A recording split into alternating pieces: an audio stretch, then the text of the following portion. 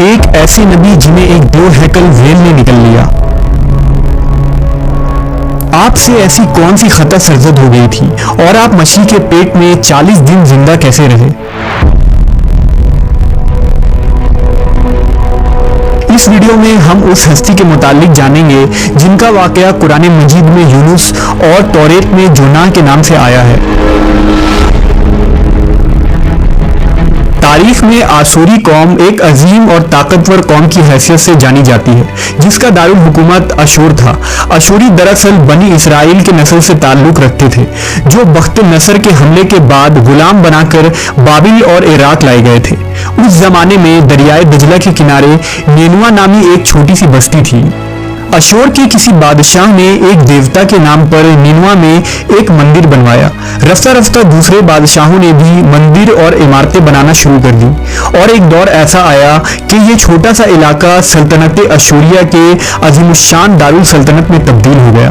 نینوا شہر کے بیچوں بیچ مندر اور شاہی محل تھے جہاں سے اشوریوں کا بادشاہ پورے سلطنت پر حکومت کرتا تھا اور اونچے تخت پر بیٹھ کر بازاروں، گلیوں اور تفریح گاہوں کا نظارہ کیا کرتا تھا۔ اشور کے مغربی علاقے میں لہلہاتے کھیت تھے۔ پورا شہر درختوں اور باغات سے سرسبز و شاداب تھا۔ اشوریہ لوگ پتھر تراشنے کے فن میں بھی ماہر تھے، لہذا جگہ جگہ سنگ مرمر کے دیواروں پر انہوں نے اپنے دیوتاؤں کے نقش و نگار بنا رکھے تھے۔ مختصر یہ کہ نینوا تہذیب و تمدن کے لحاظ سے انتہائی ترقی یافتہ شہر تھا۔ اشودر دیوتا ان کا سب سے بڑا دیوتا تھا۔ نیز یہ لوگ بادشاہ کو بھی خدا کا درجہ دیا کرتے تھے۔ یہ لوگ بت پرستی اور کفر و شرک میں مبتلا تھے۔ اس وقت نینوا کی آبادی 1 لاکھ سے زیادہ تھی اور یہ 700 قبل مسیح کا زمانہ تھا۔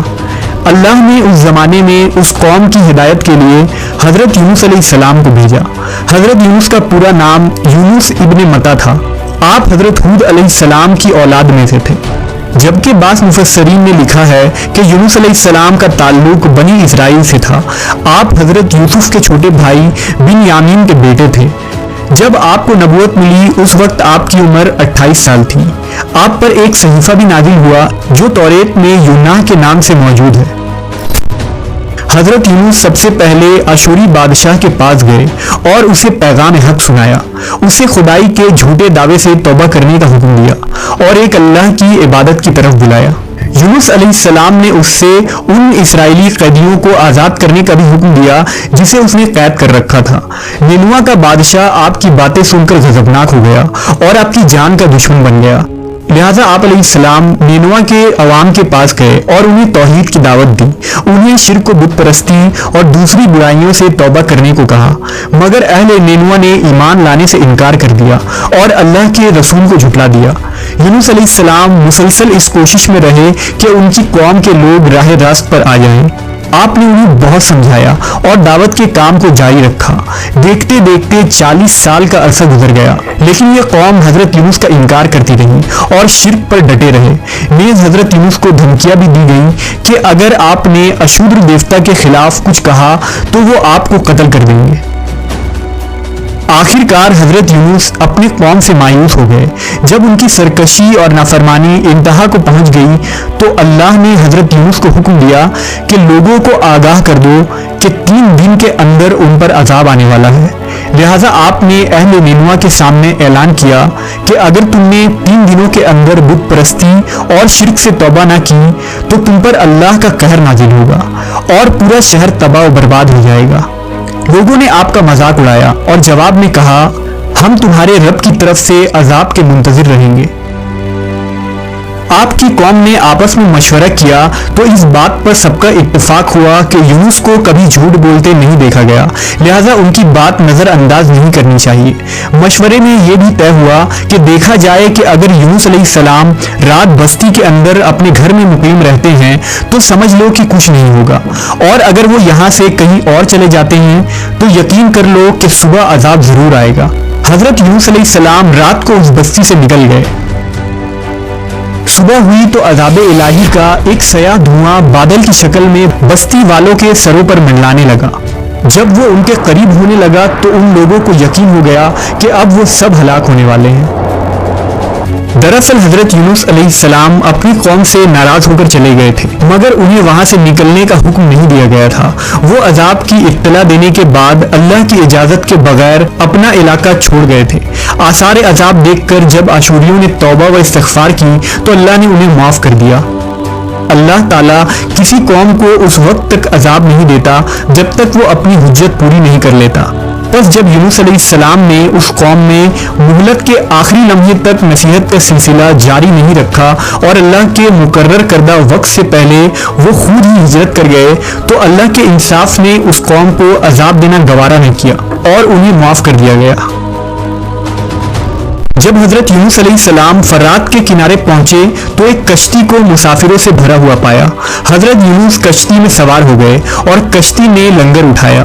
پورے دن میں کشتی سمندر میں سکون سے چلتی رہی۔ اچانک اونچی اونچی لہریں اٹھنے لگیں۔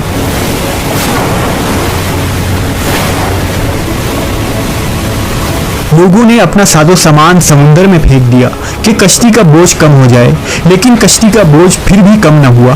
جب کشتی ڈگمگانے لگی تو کشتی کے غرق ہونے کا یقین ہونے لگا۔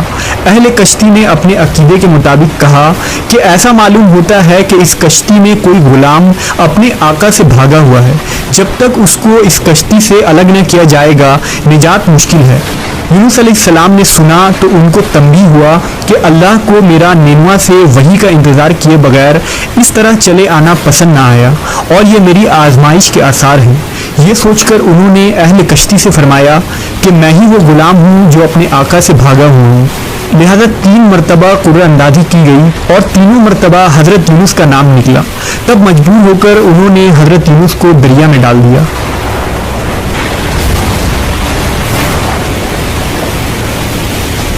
اس وقت اللہ نے ایک بڑی مچھلی کو حکم دیا کہ انہیں نگل لو، یہ تمہاری غذا نہیں ہے، اس لیے ان کے جسم پر کوئی تکلیف نہیں ہونی چاہیے۔ مچھلی نے حضرت یونس کو اپنے پیٹ میں نگل لیا۔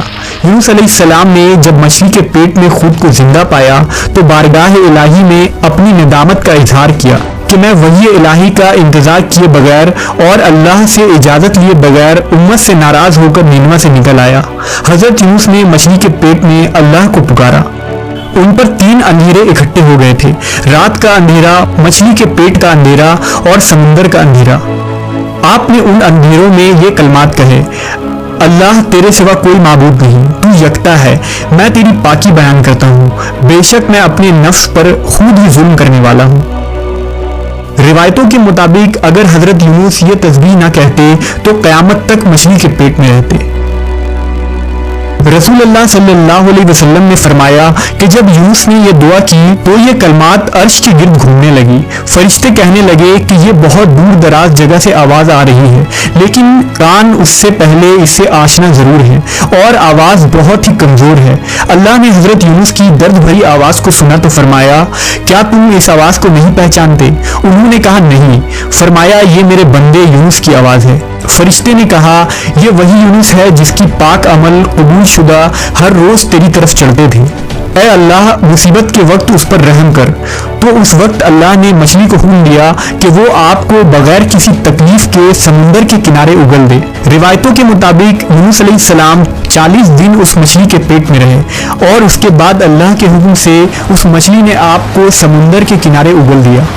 مچھلی کے پیٹ میں رہنے کی وجہ سے آپ کا جسم ایسا ہو گیا تھا جیسے کہ پرندہ کا پیدا شدہ بچہ جس کا جسم نرم ہوتا ہے اور جسم پر بال تک نہیں تھے۔ غرض حضرت یونس بہت ہی کمزور اور ناتواں حالت میں خشکی پر ڈال دیے گئے تھے۔ اس کے بعد اللہ نے سمندر کے کنارے پر ایک بیلدار درخت اگایا۔ روایتوں کے مطابق وہ کدو کا پودا تھا جس کے ذریعہ حضرت یونس علیہ السلام پر سایہ ہو گیا۔ اس کے علاوہ اللہ نے ایک جنگلی بکری بھیجی جو زمین کی گھاس اور جڑی بوٹیاں کھاتی تھی اور صبح و شام آپ کو دودھ پلاتی تھی، یہاں تک کہ آپ تندرست ہو گئے۔ حضرت یونس درخت کے اس سائے میں جھونپڑی بنا کر رہنے لگے۔ یونس علیہ السلام کی قوم انہیں تلاش کرتی ہوئی ایک دن اس ساحل کے کنارے پہنچ گئی اور انہوں نے آپ کو دیکھ لیا۔ انہوں نے آپ کے ہاتھ پر اسلام کی بیعت کر لی اور ساتھ ہی اللہ سے توبہ و استغفار کرنے لگے۔ یونس علیہ السلام دوبارہ نینوا چلے گئے اور وہاں رہ کر اپنی قوم کی رہنمائی فرمائی۔ حضرت یونس کی زندگی نینوا ہی میں گزری اور وہیں آپ کا انتقال ہوا۔ اس قصے سے ہمیں یہ سبق ملتا ہے کہ کسی بھی حال میں اللہ کی رحمت سے مایوس نہیں ہونا چاہیے اور نہ ہی ہدایت کے معاملے میں اپنی ذات پر بھروسہ کرنا چاہیے۔ ہدایت تو بس اللہ ہی کی طرف سے ہے، ہمارے ذمے بس پیغام حق پہنچانا ہے۔